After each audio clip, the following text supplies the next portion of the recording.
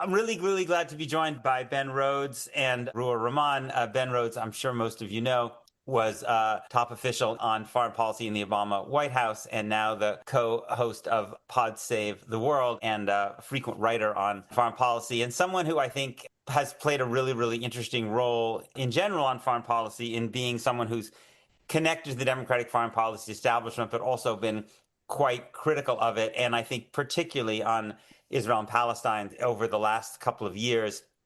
And I imagine it's caused some difficulty for him, given that, Yes. Yeah. he knows a lot of those people who were making foreign policy in the Biden administration. I guess, Ben, I wanted to ask you, as someone who thinks about foreign policy and also American politics, I think the conventional wisdom would have been that someone who had Zohran Mamdani's position on Israel and Palestine, which is to the left of Bernie Sanders and AOC. I mean, he supports boycott, divestment, sanction. He does not support Israel as a Jewish state. He supports it as an equal state for all its citizens. Would not be a viable candidate for any significant office in the United States, right? And I think that would have been what I would have thought up until pretty recently. And yet he won in New York. Obviously, this race was not only about Israel and Palestine, but it did play a significant role. So how do you make sense of what has changed that has made this possible? I think that there are a number of things that we can unpack further if you want. I mean, first of all, Democratic politicians, I think, have been in a bit of a self-imposed prison on this issue, right? They're afraid to change talking points that were kind of embalmed 20 years ago, even though anybody who follows the issue could tell that circumstances were changing. But then above all, after October 7th, I think in some ways it became impossible to pretend like the Israeli government was in any way, shape, or form not committed to some policy of, at a minimum, ethnic cleansing and annexation, and was willing, obviously, to be kind of a serial committer of war crimes. And I'd highlight a few things. One, it's I actually think arguable that he would not have become mayor without his positions on this. It's not what finished the job. The reason he got elected is affordability. But I think what got him out of 1%, right, is he tapped into the frustration a lot of people were feeling about the lack of politicians who were willing to speak openly and honestly about their feelings about what was happening in Gaza. And so I think this allowed him to build, probably at the beginning, something of a larger base than he would have had. And then his message of affordability was able to propel him. Then I think that his own views may be to the left of Bernie and in some ways mine, but are closer to the base of the Democratic Party than Chuck Schumer's. If you look at recent public opinion polls, a majority of Democrats believe that genocide took place. A majority of Democrats do not believe that we should provide military assistance to Israel. A majority of Jewish Democrats believe war crimes took place. And in all those ways, he may be to the left of a lot of people, but he's still closer to the actual Democratic electorate than mainstream politicians. And then the last thing I want to say that's really important, Peter, is that I think that this issue helped him in an intangible way, in that because he didn't look afraid of all the shit he was going to get on Israel, right, of the Bill Ackmans and the Jonathan Greenblatt attacks, I think people are more likely to believe that Zohran Mamdani will fight to lower my rent because he actually believes in something. And I think this is something that the Democrats ignored at their peril, that like their positions, when they're mealy-mouthed on this stuff, when they look like they're just hiding from the issue, when they look like they're scared to offend donors or to get called names, it makes people think, well, these people will never fight for me on other things. Why should I believe that they'll stand up for my health care or my rights in this country if they won't take a stand against what's happening in Gaza? And I think Zohran captured a sense of authenticity and principle that was bigger than Gaza or Israel-Palestine with his positions, because he was willing to say, you know what, no, I'm not going to just change my position now that I'm the nominee and I'm getting attacked on this thing. Yeah. I think that's a really, really important point. I'm also curious about, as someone who's dealt a lot, at the level of communications and how you communicate about foreign policy, what you noticed about how he addressed the issue, right? He had to address it again and again and again and again. And he struck me often as, like a lot of these guys do who have more dissenting views on Israel-Palestine, that he was on a high wire where a lot of people were trying to knock him off every single moment of every single day. And generally, I thought he was remarkably sure-footed. I mean, maybe there are a couple of things where he could have said something slightly differently, but particularly because he had to walk this very fine line of not abandoning the sense of authenticity and principle, right?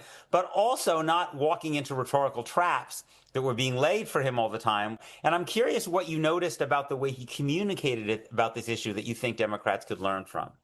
Well, I think the first and most important thing is whatever you think about his views, they were clearly authentically his views, right? And I've prepped a lot of politicians in my time, Peter.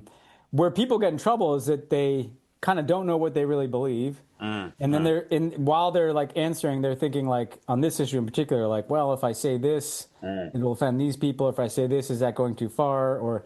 And because he knew what he believed. That was half the battle, right? And he clearly had developed views on this. Then I think that he also was really good, especially in the general election, at navigating between, look, it might have been easy to just say, I'm not here to talk about that. I'm here to talk about affordability. But he would do that without dodging. He would kind of reiterate an aspect of his belief and then pivot. He wouldn't get drawn into like, hey, I'm just going to sit here and have a 1 hour debate about Israel when I'm here to try to lower the price of rent. But he wouldn't dodge it either. He'd kind of have an answer and then allow himself to turn.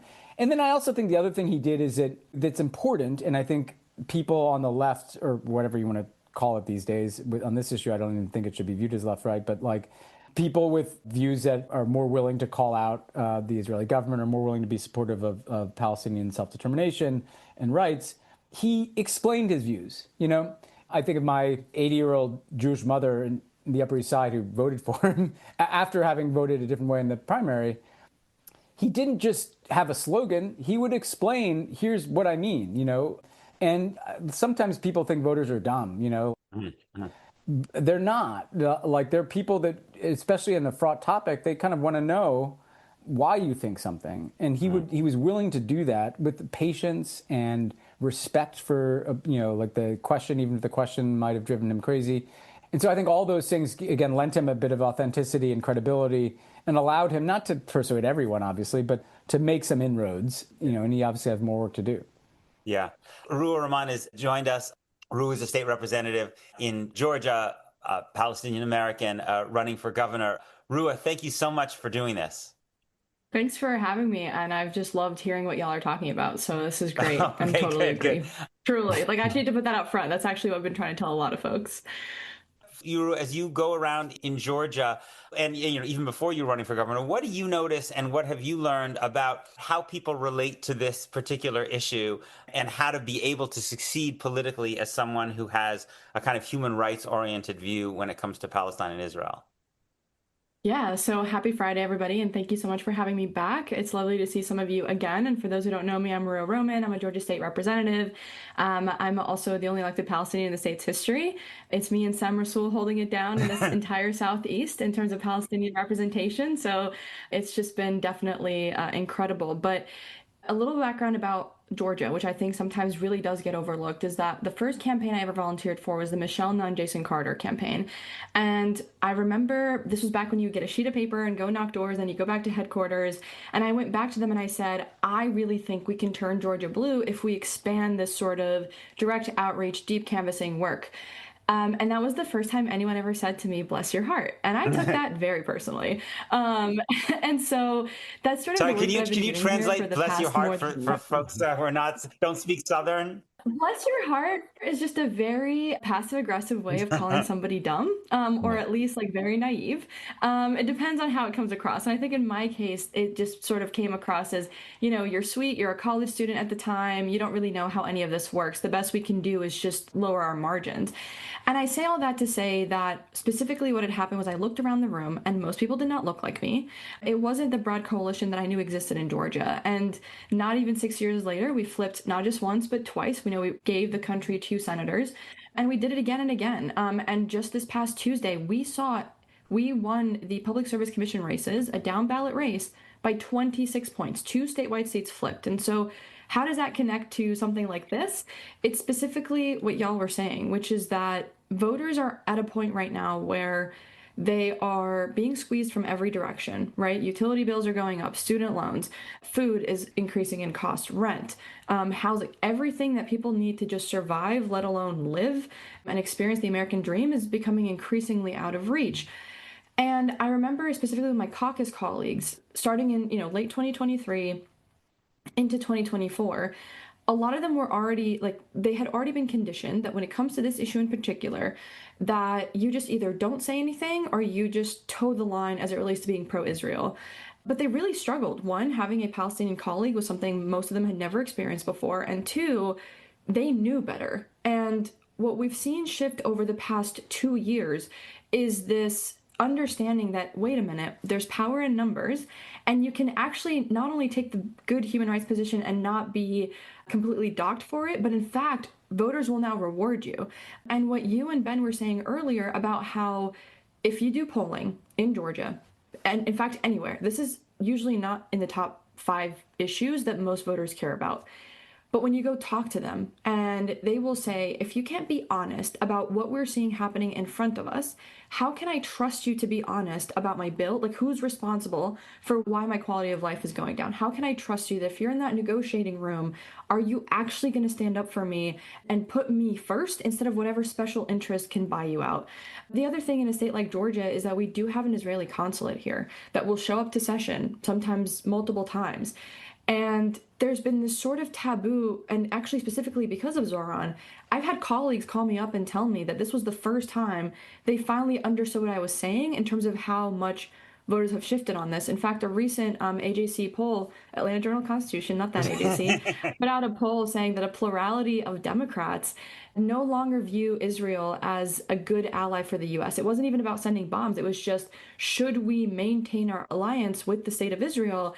And the plurality of voters said no. In fact, it was like 50-something%. And so the pendulum has really swung. It's not just young people, it's also older people. And there's also that deep history of the civil rights movement and the Palestinian movement that has really come back to the forefront. This has been a free preview. If you'd like to hear the rest and support my work, please consider subscribing at peterbeinart.substack.com.